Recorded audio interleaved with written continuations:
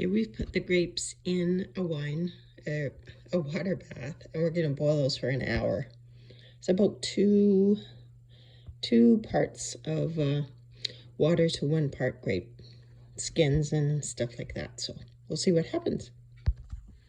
Here I am making my iron mordant. So I took some rusty iron parts there, and that's an old chain, and it filled with 1/3 of vinegar and 2/3 of water, because it's 2 to 1 vinegar to water. You have to leave that sit for a while. It's suggested I put some steel wool in there. We'll see how it goes, but that's the beginning of it, and we'll see it in a couple days. Hi there. So now we're going to try to dye our wool. And here's our skein of wool, and I've unfolded it so it's like this. In our grape water dye that we've made out of grape leaves, grapes themselves, the skins. And what I've done is take the grapes that I had. I was making wine, whatever was left from that process.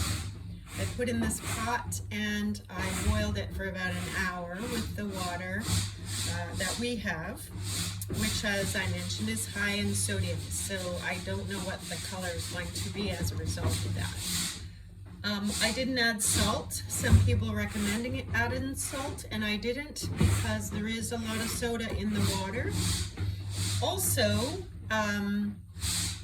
I did that water bath on the grape skins twice, and I have the water being brought to a boil because this is a boil water method for the dye.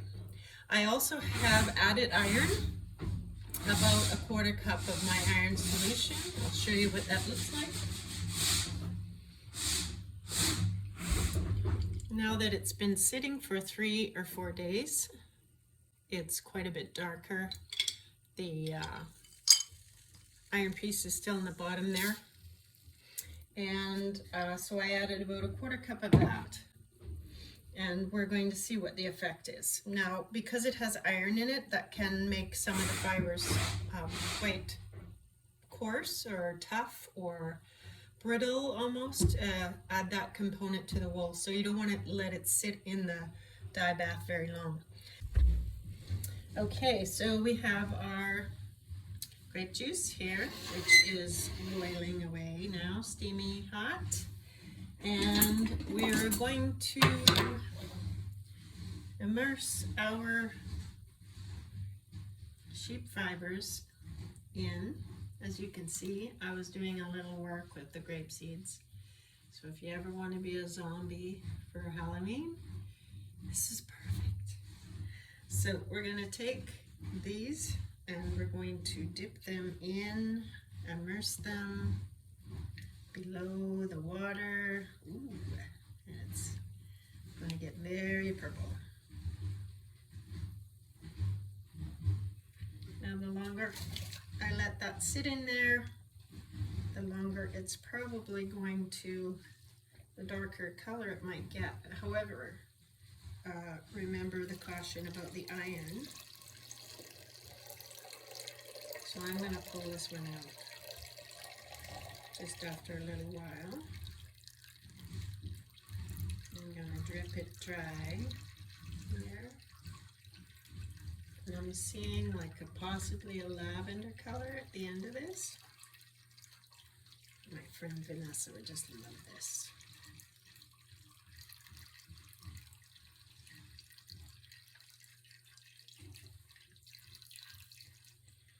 And of course it's hot, so bring out the rest of that a little bit.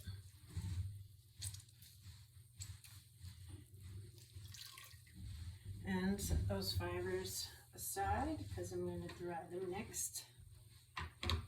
And then I get this one, same thing, put it in there, dip it in.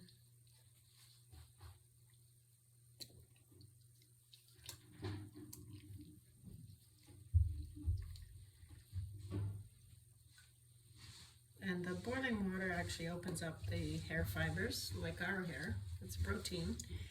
And absorbs that dye. The iron helps it stay, so we're hoping that's going to be very effective for this batch. And if I wanted a darker color, I could leave it longer. But I think that's about the same as the other one.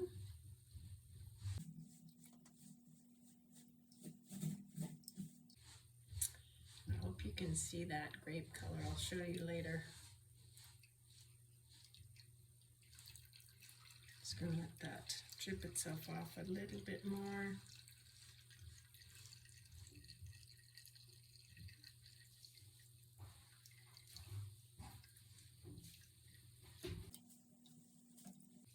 Now I have to have somewhere to put these that it's not going to drip grape juice all over the floor. And I have a little tray here for now. I will sit them for a little while until we get a place, set up to dry them. But see, that's our purple for today. So I went back to my instructions, and it did say you're supposed to leave it in the dye bath for an hour, just simmering gently. So that's what I'm doing right now. And we'll see what it looks like later. Okay, so we have our wool after 1 hour in the dye bath. And just look at it. It's so pretty. Dark purple, and I'm hoping it's going to stay that color.